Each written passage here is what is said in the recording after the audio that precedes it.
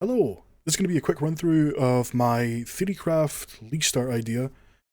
It's going to be an unarmed whirling assault infernalist, and the reason that I'm going infernalist is mostly for bringer of flame. All damage from you and allies in your presence contributes to ignite chance and magnitude. The main reason that I want this is because I'm using whirling assault. I don't know if I'm going to be scaling any kind of damage as extra fire or anything like that, so I want to be able to ignite with fizz damage.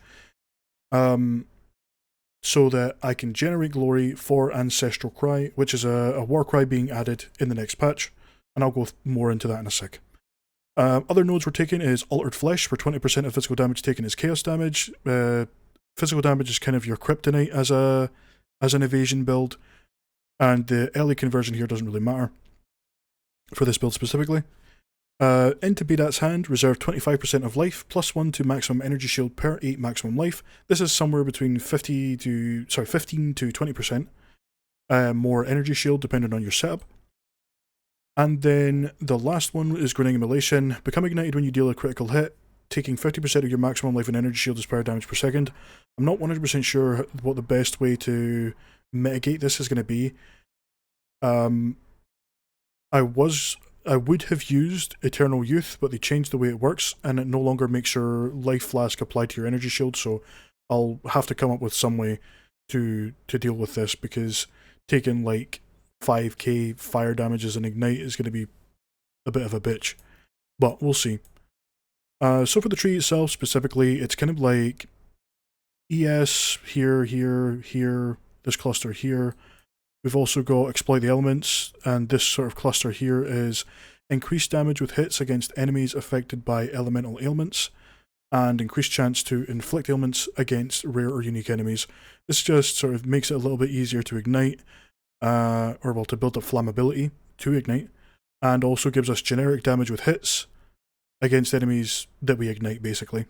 Because we're not scaling ignite, we're not scaling fire damage specifically, so this will give her ignite sort of a bit more use for a fizz build. We also have stun threshold stuff here. Critical hit chance, more crit, damage if you crit in the last 8 seconds, ES and evasion, damage if you crit in the last 8 seconds, and some crit chance, crit damage bonus, crit chance. We have some increased attack damage here, and increased attack damage while on low life. Because of Bedat's hand, which reserves 25% of our max life, and also the belt that we're currently using, Coward's Legacy, we are always on low life, so we can get a lot of use out of Killer Instinct, and then there's also a support gem that gives damage while on low life, so that should be a good boost there. I do have Finesse for increased accuracy rating, but I don't know how important this is going to be going into the next patch, because in the patch notes they did say that they doubled the amount of accuracy rating that we get per level, and also increased the amount of accuracy rating that you get from dexterity points. So this might be a 3-point saving going into the next patch, we'll just have to see. This point here in projectile damage is because I went back in the live stream, and in one of the frames it shows the hollow palm keystone here in this little like blank space here. So this one node will go into hollow palm. Spectral Ward is +1 to maximum energy shield per 12 evasion rating on equipped body armor, where because of how hollow palm scales your damage and your crit, your crit more specifically, this is kind of just more energy shield for the type of items that you're going to be equipping anyway. So this cluster here is just critical hit chance. It's like 10% crit with this current setup that I have on here. It is 20% reduced critical damage bonus, but it doesn't really affect you too much. It's like 30% or something like that, which, considering you have 625 after, it's really not much of a loss. Coming down here, you get more crit damage bonus back. This does get, again, is 20% reduced critical hit chance, but between the two nodes, this is a net positive of both crit multi and critical hit chance. Coming down here, this is more crit hit damage, crit hit chance, and +1% to critical hit chance. This one node is an extra 3.8% with this current setup, so it's pretty good. I do also have kind of a later level setup. This is only level 83, so there's definitely, even if you're following this specific tree, there's more points that you'll be able to put in as you get a few more levels. The other tree that I have is level 94, I think, with a few changes due to items and stuff like that. This is kind of like this is going to be my plan for League Start. This is where I'll go. Now, when it comes to items, I have a staff here that has 1.4 attacks per second. This is the same as your unarmed attack speed. It does have 10% base crit, but using configurations and custom modifiers, I can remove 5% from the base crit hit chance before adding in anything you would get from Hollow Palm itself. Now, quickly to go over why we're using the items we're using is Hollow Palm Technique, which is 17 points from the Witch's start. You can start it pretty early. You can attack as if wielding a quarterstaff while both hands are empty, so this is no weapon in your main hand and no shield or other offhand. Your unarmed attacks that would use your quarterstaff's damage gain physical damage based on their skill level, plus 1% more attack speed per 25 item evasion rating on equipped armor items, and plus 0.1% to critical hit chance per 10 item energy shield on equipped armor items. So on the point of physical damage based on your skill level, you're going to want to pump gem levels as much as you can, so you can get, I think, +2 on your gloves for melee skills, and then there's a jewel that drops from the Arbiter of Ash called the Prism of Belief that has +1 to 3 of a random skill of any skill in the game, so that could potentially be expensive, especially if Hollow Palm ends up being quite popular. Those jewels will be very expensive, so you just kind of need to hope that the skill that you're playing is kind of a bit more off meta, depending on what some of the bigger streamers and stuff like that will be playing.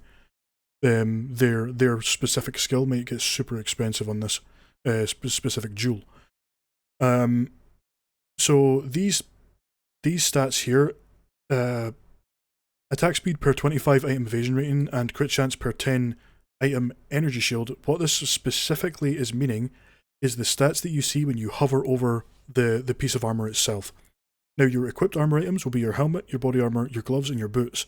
Nothing else will be considered for this mod for Hollow Palm. So basically, anything that directly affects the stats that you see on this, so say for example, runes that increase the armor and evasion rating, the armor, evasion, and energy shield on the item, these will be counted because it's affecting the base stat on the item. Same as well for corruptions like this one here for increased evasion and energy shield. These will also be counted. But stats like, for example, things like bestial skin that give 100% increased evasion rating from equipped body armor, this will not be counted because this is just giving you more of the final stat. So this is basically just saying, like, from your body armor you get 1.1k evasion rating. So this then says you're getting 100% increased of that, as opposed to saying that your body armor has 100% more evasion rating on it. So these stats that increase the amount you get from items will not affect this calculation. So just something to keep in mind if for any Hollow Palm build that you do, if it says item energy shield or item evasion rating on equipped armor items, this is what it specifically means, these mods here, or these stats here, and that goes the same for all the stuff that you have equipped. Now, for the items, these are pretty standard, sort of first couple of days level of gear. The level 65 bases with tier 2, tier 3 prefixes, nothing super crazy. They're obviously going to get a little bit more difficult to get with your resists and other shit that you might need, but kind of like as a base theorycraft, this stuff isn't too bad. Now, I am using Starconja's Head. This is my plan for this setup, is to use Starconja's Head. It doesn't have any energy shield, which means you get no base crit from this. However, it has a good chunk of evasion rating. It does have some increased critical hit chance, so you're not completely losing energy crit chance from it. It gives you some dexterity, but the main reason is it has 150% increased global evasion rating when on low life. Now, because of Coward's Legacy, the mod on this, you are considered at low life while at 75% of maximum life or below, and Baydat's Hand, which reserves 25% of our life. Between these two, we are always on low life because we're always at 75% of max life. It also has 50% of damage from hits is taken from your damageable companion's life before you. I don't have any plans to add a companion into this, but I might give it a try and see if it's worth doing. It kind of just depends on what kind of skills we throw in and what companions are really worth using. So that's the idea there. Now, again, the main reason for this is the global evasion rating while on low life. This is a huge amount of extra evasion. If I was to equip just a basic, again, level 65 base, T2, T3 prefixes, this would actually be a loss of 50% evasion rating. Now, it is a gain of 22%, it's 22% more energy shield over Starconja's head, but even without it, you still have 3.6k energy shield and 1k life. So, you definitely have a high enough health pool to be able to use Starconja's head, I believe, anyway. Again, in theorycraft. But if you do get a good, like a decent tier 2, tier 3 prefix rare early on, it might just be worth sticking with that over Starconja's head. Another option you could maybe use later on is Sandstorm Visage. This has no evasion rating on it, but it does have decent energy shield. This would be more energy shield again. Gives a bit of dex. Enemies in your presence are blinded, which is blinded enemies have 20% less chance to hit. And, well, yeah, 20% less chance to hit basically, and 20% less evasion rating. So they're easier to hit, and it's harder for them to hit you, basically. It also gives every second inflicts critical weakness on enemies in your presence for 15 seconds. Now, critical weakness is a debuff that stacks up to 20 times. Stacks by default last 4 seconds, but with this they last 15 seconds. And each stack gives 0.5% base crit to hits against that enemy. So this will allow it to stack up to 15 stacks, which is 7.5% base crit against enemies that you hit. It also has like around about, you can get like 200 energy shield on it, which is about 2% base crit. So this is just under 50% crit chance and 625 crit multi while using Starconja's head. You get slightly more crit chance if you switch over to a like a rare. You basically get like 57% crit chance. And then if you switch over to the sort of higher levels gear set that I have set up here, go end game here, then switch the tree over. These are kind of more aspirational items. You would switch to a pure energy shield helmet with T1 prefixes to give you the most possible base crit you can get. And then again, this is just the same thing. These are T1 prefixes for energy shield and evasion rating, and the boots also have movement speed. So with this tree, there's not a huge amount of differences. There's a few more points for energy shield, and then instead of pathing around here to mindful awareness, you path down to subterfuge mask. Because of that really high energy shield helmet, this gives you +2 to evasion rating per 1 energy shield on equipped helmet, which is 2.2k evasion rating from a pure ES helmet, which is pretty good. Now, one thing I should note is if you do the Starconja's head setup, you can just get rid of Illuminated Crown.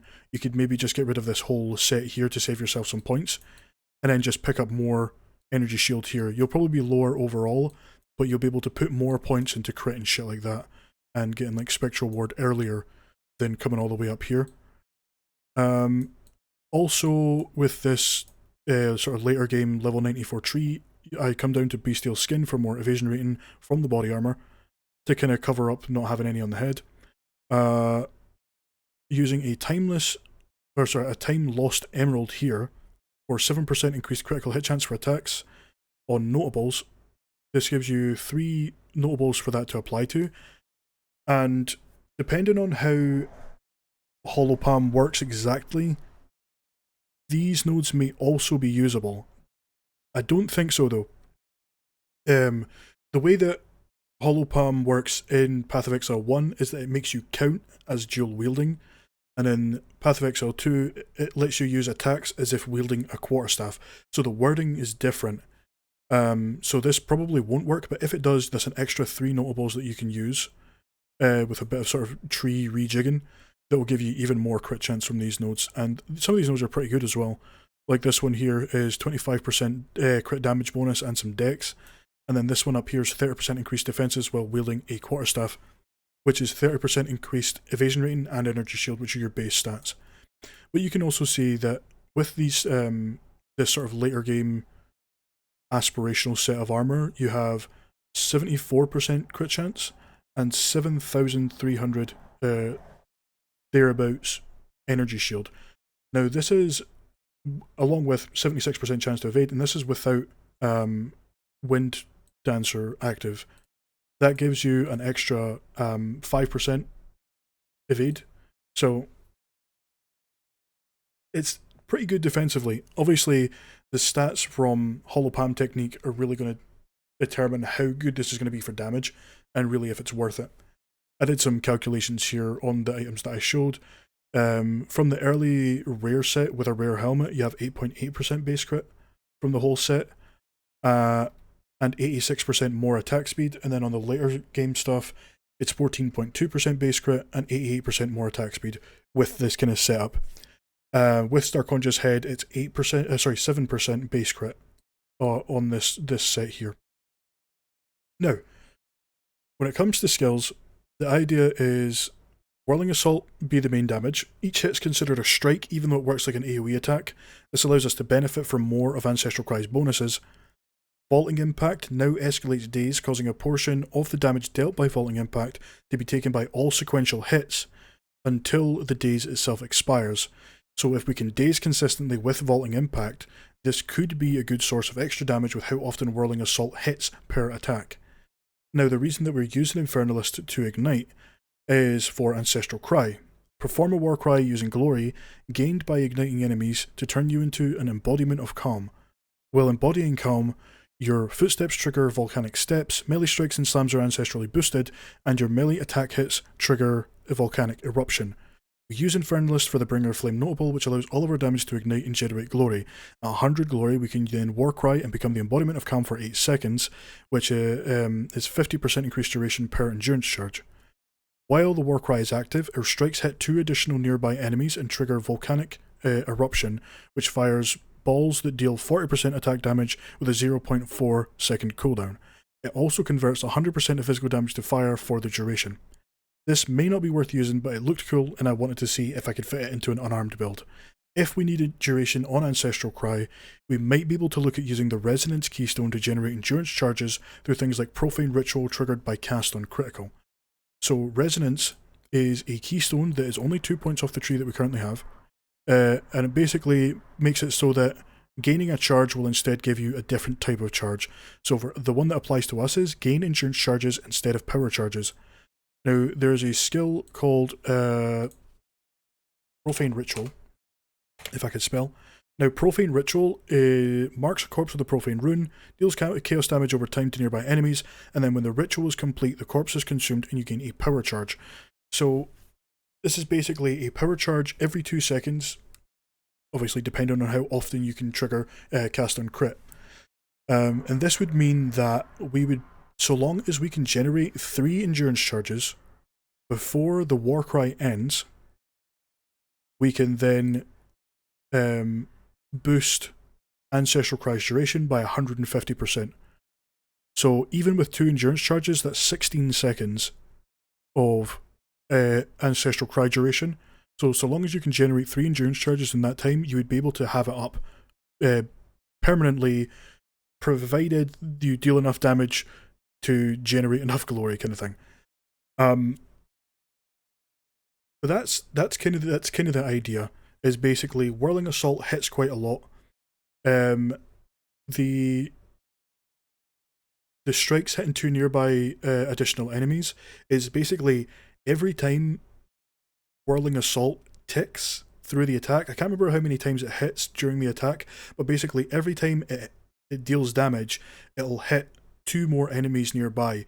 So when you spin through packs with Whirling Assault when it's ancestrally boosted, you basically hit everything like several times where you would normally hit them once, kind of thing. From what I could see from testing anyway, it seemed pretty good just using the support gem that gives you that ancestrally boosts your strikes and slams for every 6 seconds or some shit. So yeah, that's the idea. It's very likely that it's going to change once we get the passive tree and stuff like that. This pretty likely won't be the final setup. And it also kind of just depends on items and how good the damage actually is on when you're using Hollow Palm with the way that you have to scale it, especially early. So that's my theorycraft idea. It might be complete dog shit. I guess we'll see. But that should be about it. And I will hopefully be back with a full build video some point after League start. Thanks for watching.